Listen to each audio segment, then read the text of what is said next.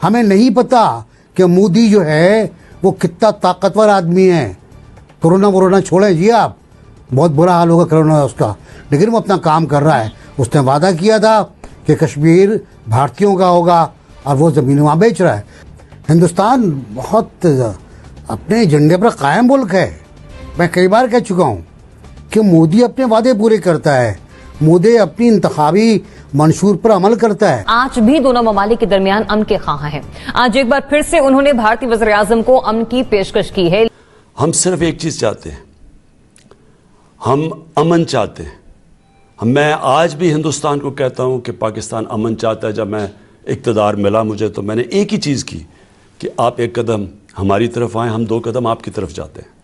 आज भी मैं ये समझता हूं कि बर्रे सगीर के लोगों के लिए एक ही चीज़ सबसे इम्पॉर्टेंट है, वो है अमन, क्योंकि अमन से ही खुशहाली आती है।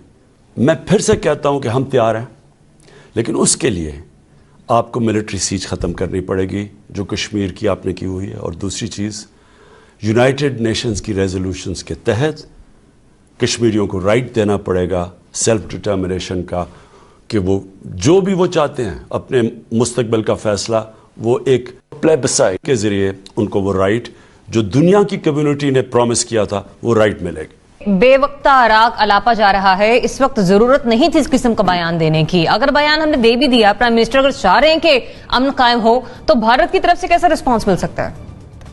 जब ये बेवक्त का राग अलापा जा रहा था 7वें सुर में और 6ठी अस्थाई में, तो उसी वक्त मैं समझ गया था कि इंडिया कल फिर कुछ करेगा। हिंदुस्तान बहुत अपने एजेंडे पर कायम मुल्क है।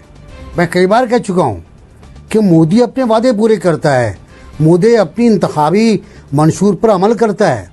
उसने जो 2 मंशूर पेश किए, दोनों मंशूरों में ये बात थी। और आज 73 वर्ष के बाद, वो 73 वर्ष वाली गलती भी हमारी गलती थी जिसके से कब्जा हुआ कश्मीर के ऊपर।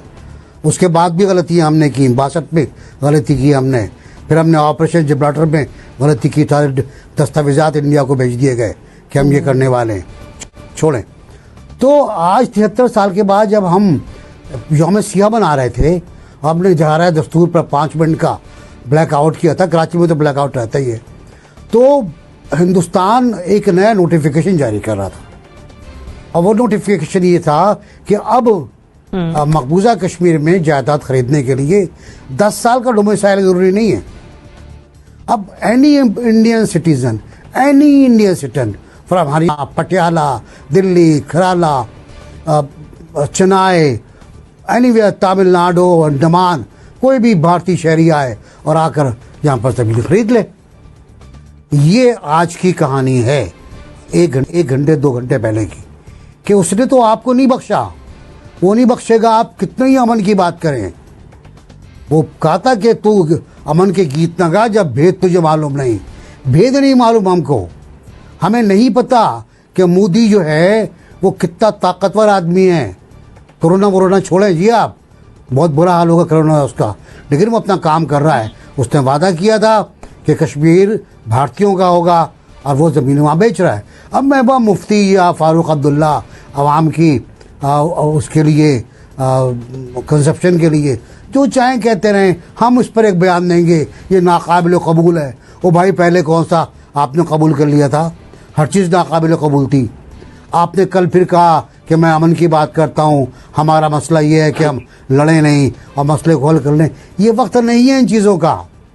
हिंदुस्तान आज़ाद कश्मीर पर हमला आवर है। LOC के पार बच्चे मर रहे हैं, शहीद हो रहे हैं, औरतें शहीद हो रही हैं, बूढ़े शहीद हो रहे हैं। मकबूजा कश्मीर में क्या सूरत हाल है, अब तो उसका भी इल्म नहीं हो पा रहा। अब तो वहाँ से पैगामात आना रुक गए हैं। वहाँ से वाया दुबई पैगामात जो आते थे वो भी रुक गए हैं, वो भी गिरफ्तार हो गए शायद लोग। तो वहाँ तो एक हब्स का आलम है, दम घुट रहा है, लोग मर रहे हैं, लोगों की आबरूरेज़ी हो रही है। हमें किसी भी पॉजिटिविटी की होप नहीं रखनी चाहिए, कश्मीर की ना ही मोदी सरकार से और ना ही भारत से। नहीं, क्यों रहो, हम बेवकूफ़ हैं, हम बेवकूफ़ हैं। ठीक है, अगर हम रख रहे हैं तो। अनिका, भारत की ये नेगेटिव एक्टिविटीज रुकने का नाम नहीं ले रही हैं, पैदल पे आने वाले बयानात, लेकिन हमारी तरफ से फिर भी अमन की ख्वाहिश। What an untimely and unnecessary statement Zaryab. कितनी ही ज्यादा ऐसी स्टेटमेंट जिसकी कोई तुक नहीं बनती, जिसकी कोई जरूरत नहीं है। जिसकी वजह से ऐसा लगता है कि एक न्यूक्लियर स्टेट होते हुए आप अमन की मिन्नतें तरले कर रहे हैं। हमें किसी से अमन की मिन्नतें तरले करने की जरूरत नहीं है। हम अपने आप को ताकतवर करके अपनी इकोनॉमी को स्टेबलाइज कर लेना तो भारत खुद भागता भागता आएगा। आप राहदारी भी फराहम कर देते हैं अफगानिस्तान की तरफ, आप जो हैं भारत को मतलब बाकी तरीके से भी सपोर्ट कर देते हैं, यूनाइटेड नेशंस के अंदर भी सपोर्ट कर देते हैं। भारत आपके खिलाफ फैटफ के अंदर भी महाज बनाया होता है, भारत ने डिप्लोमेसी के अंदर भी सारे के सारे महाज आपके खिलाफ खोले होते हैं। भारत आइसोलेट पाकिस्तान की बातें भी कर रहा होता है। भारत का नेशनल सिक्योरिटी एडवाइजर भी पाकिस्तान की तरफ इशारे करके कह रहा होता है कि हम घुस के आपके यहाँ जो है वो अटैक करेंगे, और आप कह रहे हैं हम अमन के ख्वाह हैं। क्यों अमन के ख्वाह हैं हम ऐसे मुल्क के साथ जो कि हमारे यहाँ अमन नहीं चाहता, जो किसी तरीके से ये नहीं चाहता कि पाकिस्तान एक मुल्क के तौर पर, एक सालिम मुल्क के तौर पर, एक सॉवरेन स्टेट के तौर पर एग्जिस्ट भी करे, जिसको हमारी एग्जिस्टेंस एक बात आंख नहीं भाती है। आप उसको किस तरीके से अमन की बार बार हाथ बढ़ा रहे एक ऐसे मौके के ऊपर जिस मौके के ऊपर आपको नरेंद्र मोदी के किसी तेवर से अमन झलकता हुआ नजर ही नहीं आ रहा। तो या तो वजीर आजम साहब बहुत भोले हैं या उन्हें बड़े बुरे तरीके से जो है वो गाइड किया गया, मिस गाइड किया गया है। अपने ही SAPM, अपने ही जो उनके मुशीरान वजीरान है जिसकी बुनियाद के ऊपर वो आज भी अमन का राग अलाप रहे हैं। और स्पेशली कंसिडरिंग द एनवायरमेंट जो कुछ पिछले अरसे के अंदर हो रहा है, वहां हम लोगों को मालूम है पाकिस्तान स्टॉक एक्सचेंज, हमारे नेशनल सिक्योरिटी एडवाइजर ने क्या बात बताई, Pakistan stock exchange, Chinese engineers जो गवादर के अंदर निजी होटल के अंदर अटैक हुआ था, पाकिस्तान के अंदर मौजूद चाइनीज काउंसुलेट के ऊपर जो अटैक हुआ था, ये सारे किसने कराए थे? भारत ने नहीं कराए थे।